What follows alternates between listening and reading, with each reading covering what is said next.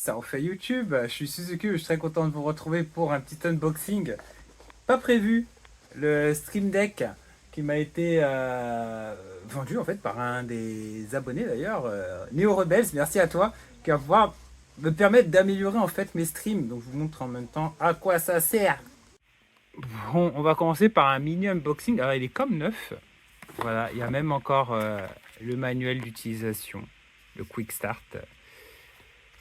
Le Stream Deck lui-même, donc qui est cet élément avec son câble, et il a même un petit support quel gâteau fourni avec, qui permet de le poser, de le poser en fait et de pouvoir l'incliner. Et sinon c'est ça le Stream Deck pour ceux qui se posent la question. Et du coup c'est des touches lumineuses. De toute façon on va voir ça tout de suite ce que ça donne sur le PC. Pour la suite, vous connaissez, vous avez sur le site d'Elgato, téléchargement, vous prenez Stream Deck 6.5 ou celui qui aura quand vous aurez votre Stream Deck, hein, tout simplement. Vous trouvez un emplacement pour le support, puis vous mettez votre Stream Deck dessus. Voilà. Alors malheureusement, le câble n'est pas très long, il fait 1,50 m à peu près, et faut être assez près de l'ordinateur, je pense qu'il aurait gagné à se faire dans les 2 mètres, mais voilà, c'est suffisant, ça passe. Bon, les gars, ça prend beaucoup plus de temps que prévu parce qu'en gros, ça permet pas mal de choses de Stream Deck. Déjà, tu as des choses comme par exemple le soundboard qui permet de lire des sons directement sur ton PC, donc sur ton stream. Donc ça, je vais le configurer. Et du coup, il faut réussir à t'organiser. Tu as pas mal de plugins, par exemple Spotify, Twitch Studio, OBS Studio. Et en fait, ça te fait réorganiser aussi ta playlist. Par exemple, moi, j'ai des duplicates. Par exemple, j'ai cette scène-là, la Live Horizon et la Gaming. C'est la même, mais parce qu'en fait, derrière, là, j'ai le jeu et là, c'est mon Ripso HD. Et en fait, là, ce que je vais pouvoir faire, c'est réduire mon nombre de scènes parce que tu peux faire des choses comme. Là, pour l'instant, c'est en bêta, hein, mais tu vois, tu as le bouton de la caméra qui est là. Et en fait, en gros, ce bouton-là qui est là va me permettre de désactiver ou réactiver la caméra, ce qui fait que la caméra s'active ou se désactive. Ça fait que j'ai plus besoin, avant j'avais une scène let's play et une autre scène, j'ai plus besoin de cette scène let's play et cette scène pas let's play. Donc je vais réduire mon nombre de scènes, ce qui va me réduire la place nécessaire sur mon interface aussi. Là par exemple j'en ai déjà retiré 3 de scènes. Et là je vais continuer d'en retirer parce que, comme je disais, cette scène-là et cette scène-là, c'est la même. Tout ce qu'il suffit de switcher, c'est dans l'écran.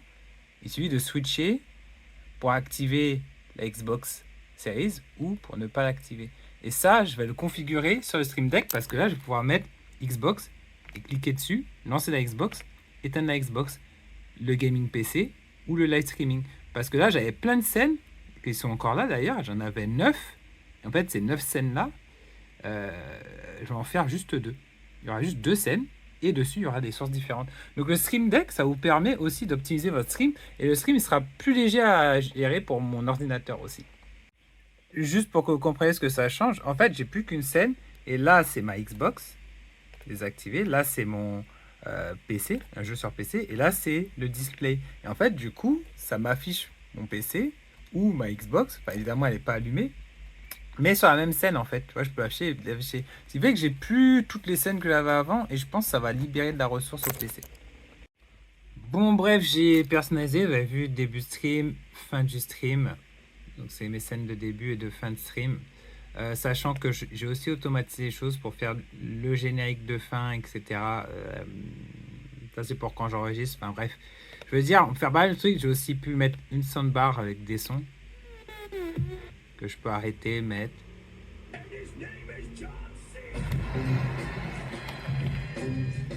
Et vous avez vu, c'est vraiment top, c'est hyper bien fait. Franchement, c'est très très bien fait.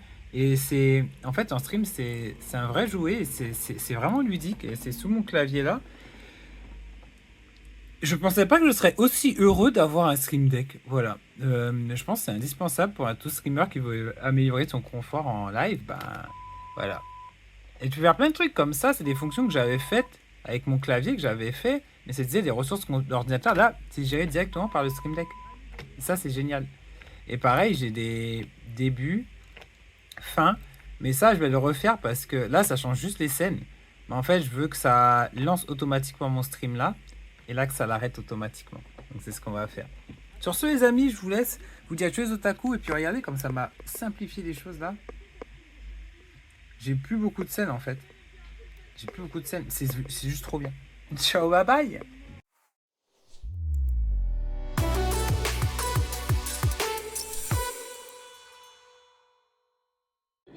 Mais attendez, c'est une dinguerie pour faire les raids. Regardez, vous appuyez là, là.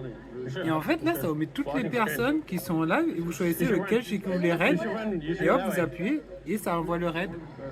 C'est ouf. Et quand il n'y a pas le raid, tu vois tes streamers en direct. C'est trop bien.